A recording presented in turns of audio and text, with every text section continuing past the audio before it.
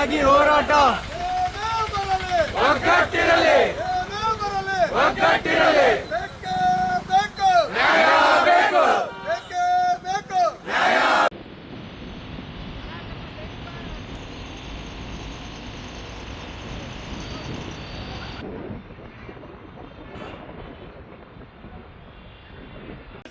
ನಿಮ್ಮ ಅಧ್ಯಕ್ಷನ ನಿಮ್ಮ ಕಮಿಟಿನ ಕರೆಸಿ ಅವರೇ ಕರೆಸಿ ನಿಮ್ಮ ಹತ್ರ ಮಾತಾಡ್ಬೇಕು.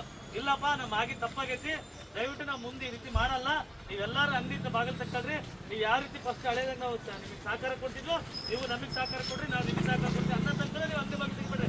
ಇಲ್ಲ ಅಂದ್ರೆ ನೀವೇ ಹೋಗಿ ಅಂಗಡಿ ಬಾಗಿಲು ತೆಗೆದ್ರಿ ಅಂದ್ರೆ ನಮ್ದು ಒಗ್ಗಟ್ಟು ಏನಿಲ್ಲ.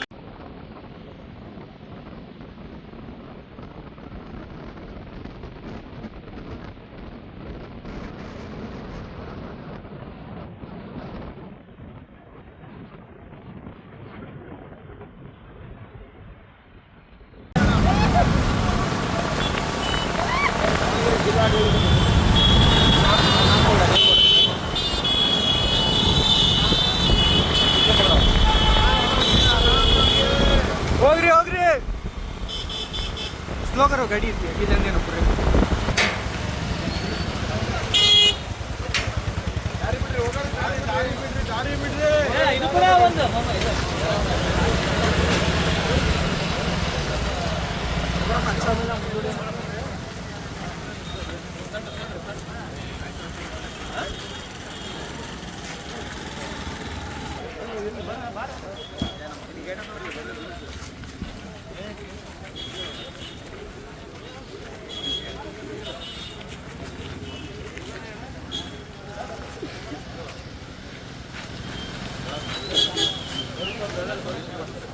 ಬರ್ರಿ ಈ ಕಡೆ ಅಲ್ಲ ಬರ್ರಿ ಎಲ್ಲ ಈ ಕಡೆ ಬರ್ರಿ ಬೇಕೇ ಬೇಕು ನ್ಯಾಯ ಬೇಕು ಬೇಕೇ ಬೇಕು ನ್ಯಾಯ ಬೇಕು ಏನೇ ಬರಲಿ ಏನೇ ಬರಲಿ ಅಂತಾರಾಜ್ಯ ವ್ಯಾಪಾರಿಗಳಿಗೆ ಅಂತಾರಾಜ್ಯ ವ್ಯಾಪಾರಿಗಳಿಗೆ ಅಂತಾರಾಜ್ಯ ವ್ಯಾಪಾರಿಗಳಿಗೆ ಬೇಕು ನ್ಯಾಯ ಬೇಕು ಬೇಕೇ ಬೇಕು ನ್ಯಾಯ ಬೇಕು ಬೇಕೇ ಬೇಕು ನ್ಯಾಯ ಬೇಕು ಎಲ್ಲಿಯವರೆಗೂ ಹೋರಾಟ ಎಲ್ಲವರೆಗೂ ಹೋರಾಟ. ಈ ಒಂದು ವಾಲಂಟಿಯರ್ ಆಗಿ ಎಲ್ಲಾ ಅಂಗಡಿಯರು ಒಂದ್ 400 ರಿಂದ 500 ಅಂಗಡಿಯರು ನಾವ್ ಏನ್ ಮಾಡಿದೀವಿ ಅಂದ್ರೆ ಶಾಂತಿಯುತವಾಗಿ ಒಂದು ಪ್ರತಿಭಟನೆಯನ್ನು ಹಮ್ಮಿಕೊಂಡಿದೀವಿ. ಹೆಂಗಂದ್ರೆ ಎಲ್ಲಾ ಅಂಗಡಿಗಳು ಶಟ್ ಡೌನ್ ಮಾಡಿ ಅಂದ್ರೆ ಬಂದ್ ಮಾಡಿ.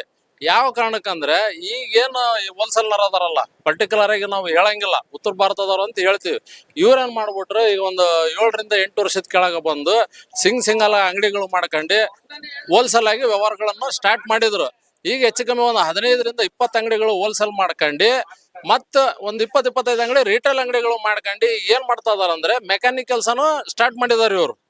ನಾವ್ ಇವ್ರಿಗೆ 3 ರಿಂದ 4 ಸತಿ ಸಭೆಯನ್ನ ಕರೆಸಿ, ನೋಡಪ್ಪ ಹಿಂಗ ಲೋಕಲ್ನವ್ರಿಗೆ ನೀವು ತೊಂದರೆ ಮಾಡಬೇಡ್ರಿ, ಅದನ್ನೇ ನಂಬ್ಕೊಂಡು 15 ರಿಂದ 20 ವರ್ಷದಿಂದ ಮೆಕ್ಯಾನಿಕ್ ಕೆಲಸದಲ್ಲಿ ತೊಡಸ್ಕಂತ ಬಂದಿದೀವಿ ನಾವು. 400 ರಿಂದ 500 ಇದು ಅಂದಾಜಿನ ಪ್ರಕಾರ ನಮಗೆ ಮಾಹಿತಿ ಇರೋದು. ಹಂಗ್ ಲೆಕ್ಕಕ್ಕೆ ಹೋದ್ರೆ ಒಂದು 1000 ಅಂಗಡಿಗಳದಾವ ದಾವಣಗೆರೆ ಜಿಲ್ಲೆಯಲ್ಲಿ.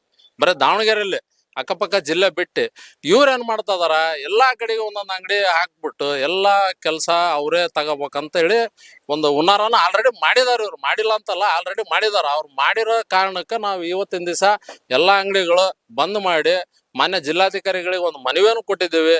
ಈ ಕೂಡಲೇ ನೀವು ಮಧ್ಯ ಪ್ರವೇಶ ಮಾಡಿ ನಮಗೆ ಏನಾರ ಒಂದು ಸೂಕ್ತವಾದಂತ ನಮಗೆ ಪರಿಹಾರವನ್ನು ಹುಡುಕೊಡ್ರಿ ಅಂತೇಳಿ. ಇವ್ರು ಏನ್ ಮಾಡ್ತಾ ಇದಾರ ಅಂದ್ರೆ ಇಲ್ಲಿರ್ತಕ್ಕಂಥ ಮೆಕ್ಯಾನಿಕ್ಗಳು ಹೊಟ್ಟೆ ಮೇಲೆ ಹೊಡೆಯೋದು.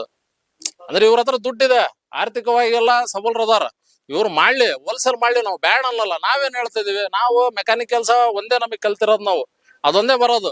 ನಮ್ ಕೈಲಿ ಆರ್ಥಿಕ ಶಕ್ತಿ ಇಲ್ಲ ಹೋಲ್ಸೇಲ್ ಮಾಡೋಣ ಅಂದ್ರೆ. ಹಂಗಾಗಿ ನಾವೇನ್ ಮಾಡ್ತಿದೀವಿ, ಮೆಕ್ಯಾನಿಕ್ ಕೆಲಸ ವೃತ್ತಿನ ಅಷ್ಟೇ ನಾವು ಉಪಯೋಗಿಸ್ಕೊಂಡ ನಾವು ಮಾಡ್ತಾ ಇದೀವಿ. ಇದನ್ನ ಅವರು ದುರುಪಯೋಗ ಮಾಡ್ಕೊಂಡು ಈಗ ಇಲ್ಲಿರ್ತಕ್ಕಂಥ 400 ರಿಂದ 500 ಅಂಗಡಿಗಳು ಯಾವ ಮಟ್ಟಿಗೆ ಬಂದಿದೆ ಅಂದ್ರೆ ಒಂದ್ 100-150 ಅಂಗಡಿಗಳು ಬಂದಾಗ ಪರಿಸ್ಥಿತಿಗೆ ಬಂದಿದೆ ಇಲ್ಲಿ. ಇದಿಷ್ಟು ನಮ್ ಸಮಸ್ಯೆ ಇದೆ. ಕಾರಣ ಏನಂತಂದ್ರೆ ಇಲ್ಲಿ ಹೆಚ್ಚು ಕಡಿಮೆ 300 ರಿಂದ 400 ಅಂಗಡಿಗಳು ಮೆಕ್ಯಾನಿಕ್ ಅಂಗಡಿಗಳು ಇದಾವೆ. ಮೆಕ್ಯಾನಿಕ್ ಅಂಗಡಿಗಳು ಯಾರಿಗೆ ಅವಲಂಬಿತರಾಗಿದ್ದಾರೆ ಅಂದ್ರೆ ಹೋಲ್ಸೇಲ್ ಅಂಗಡಿಗಳಿಗೆ ಅವಲಂಬಿತರಾಗಿದ್ದಾರೆ. ಈ ಹೋಲ್ಸೇಲ್ ವ್ಯಾಪಾರಿಗಳು ಏನ್ ಮಾಡ್ತಿದ್ದಾರೆ, ನಾವು ಅವ್ರ ಮೇಲೆ ಅವಲಂಬನೆ ಆಗಿರೋದು ಅವ್ರಿಗೆ ಗೊತ್ತಿದೆ, ಬಟ್ ಅವರಿಗೆ ತಿಳಿದಿಲ್ಲ ಇಷ್ಟು 400 ಮೆಕ್ಯಾನಿಕ್ ಅವರು ನಮ್ಮ ಮೇಲೆ ಇದು ಪ್ರೆಷರ್ ಐತೆ ಅಂತೇಳಿ. ಬಟ್ ಆದ್ರೂ ಅವರು ಏನ್ ಮಾಡ್ತಿದ್ದಾರೆ, ನಮ್ಮ ಬಿಸ್ನೆಸ್ ಕೂಡ ಕಸ್ಕೊಂಡಿದ್ದಾರೆ.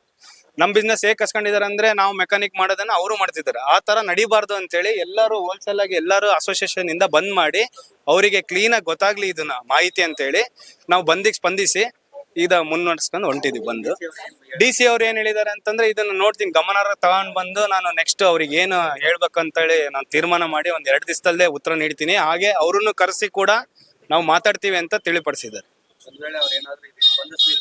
ಸ್ಪಂದಿಸ್ಲಿಲ್ಲ ಅಂತಂದ್ರೆ ಈಗ ಹೋರಾಟ ನಾವು ಈಗ ಶಾಂತಿಯುತ ಮಾಡಿದೇವಿ, ನೆಕ್ಸ್ಟ್ ಉಗ್ರ ಹೋರಾಟ ಮಾಡ್ಬೇಕಂತೇಳಿ ನಾವು ಓಪನ್ ಆಗಿ ಸ್ಟೇಟ್ಮೆಂಟ್ ಕೊಡ್ತೀವಿ.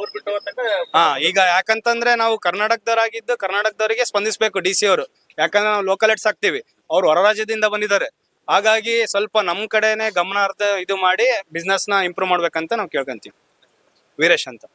ಇವತ್ತು ಏನು ನಮ್ಮ ದಾವಣಗೆರೆ ಜಿಲ್ಲೆಯ ಮೊಬೈಲ್ ಅಸೋಸಿಯೇಷನ್ ಅವರು ಏನು ಇವತ್ತು ಎಲ್ಲಾ ಮೊಬೈಲ್ ಅಂಗಡಿಗಳನ್ನ ಬಂದ್ ಮಾಡಿಸಿದ್ದಾರೆ. ಕಾರಣ ಇಷ್ಟು ಉತ್ತರ ಭಾರತದಿಂದ ಬಂದು ವಲಸೆ ಬಂದಂತ ಮಾರುಡಿ ಸೇನೆ ಇದ್ದಾರೆ. ಅವರು ಇವತ್ತು ಇದನ್ನ ಹೋಲ್ಸೇಲ್ ದರದಲ್ಲಿ ಮಾಲ್ಗಳನ್ನ ನಮ್ಮ ರಿಟೇಲ್ ಇವ್ರಿಗೆ ಕೊಡ್ತಾ ಇದ್ರು, ಮೊಬೈಲ್ ಅಂಗಡಿ ರಿಪೇರ್ದಾರರಿಗೆ. ಇವಾಗ ಏನಾಗಿದೆ ಅಂದ್ರೆ ಅವರೇ ಮೊಬೈಲ್ ಅಲ್ಲಿ 4 ಜನ 5 ಜನ ಮೆಕ್ಯಾನಿಕ್ಗಳನ್ನ ಇಟ್ಕೊಂಡು ಅವರೇ ರಿಪೇರಿ ಮಾಡಿ ಮೊಬೈಲ್ಗಳನ್ನ ಡೆಲಿವರಿ ಮಾಡ್ತಾ ಇದ್ದಾರೆ. ಇಲ್ಲಿ 400 ರಿಂದ 500 ಜನ ಮೆಕ್ಯಾನಿಕ್ಸ್ಗಳು. ಅವ್ರ ಪರಿಸ್ಥಿತಿ ಏನಾಗಿದೆ ಅಂದ್ರೆ ಇವತ್ತು ಬಾಡಿಗೆ ಕಟ್ಟಕ್ಕೆ ಸರಿಯಾದ ರೀತಿಯಲ್ಲಿ ಅವ್ರಿಗೆ ವ್ಯವಸ್ಥೆ ಆಗ್ತಾ ಇಲ್ಲ, ಮಕ್ಕಳ ವಿದ್ಯಾಭ್ಯಾಸಕ್ಕೆ ತೊಂದರೆ ಆಗ್ತಾ ಇದೆ. ಇದು ಇವತ್ತಿಂದೆಲ್ಲ ಸಮಸ್ಯೆ, ಬಹಳ ವರ್ಷಗಳಿಂದ ಸಮಸ್ಯೆ ಇದೆ. ಈ ಹಿಂದೆ ಕೂಡ ಅವ್ರಿಗೆ ಹೇಳಿದ್ವಿ, ಈ ರೀತಿ ದಯವಿಟ್ಟು ಮಾಡ್ಬೇಡ್ರಿ, ನೀವು ಬಂದು ನಮ್ಮ ಕರ್ನಾಟಕದಲ್ಲಿ ನೆಲೆಸಿ, ನೀವೊಂದು ನೆಲೆ ಊರಿದಾರ, ಫಸ್ಟ್ ಯಾವ ರೀತಿ ನೀವು ನಡ್ಕೊಂಡು ಹೋಗ್ತಿದ್ರ ಅದೇ ರೀತಿ ನಡ್ಕೊಂಡು ಹೋಗ್ರಿ ಅಂತೇಳಿ ಅವ್ರಿಗೆ ಕೂಡ ನಾವು ಮನವಿ ಕೂಡ ಒಂದು ಮಾಡಿದ್ವಿ. ಸ್ವಲ್ಪ ದಿವಸ ಅವರು ಕೂಡ ನಡ್ಸ್ಕೊಂಡು ಹೋದ್ರು, ಹಂಗೆ ಮತ್ತೆ ಅವ್ರ ಬುದ್ಧಿನ ಮತ್ತೆ ತೋರಿಸ್ಬಿಟ್ರು. ಈಗ ಇಲ್ಲಿ ಅನೇಕ ಅಂಗಡಿಗಳಿಗೆ ಮಾಲೀಕರಿಗೆ ತೊಂದರೆ ಆಗ್ತಾ ಇದೆ. ಯಾಕಂದ್ರೆ ಇಬ್ಬಿಬ್ಲಾರ್ ಮೂವರು ಕೆಲಸಗಾರ ಇರ್ತಾರೆ, ಓಡಾಡಿರ್ತಾರೆ. ಅದ್ರಲ್ಲಿ ಹೆಚ್ಚಿಗೆ ಒಂದು 25-30 ಅಂಗಡಿಗಳು ಹ್ಯಾಂಡಿಕ್ಯಾಪ್ಟ್.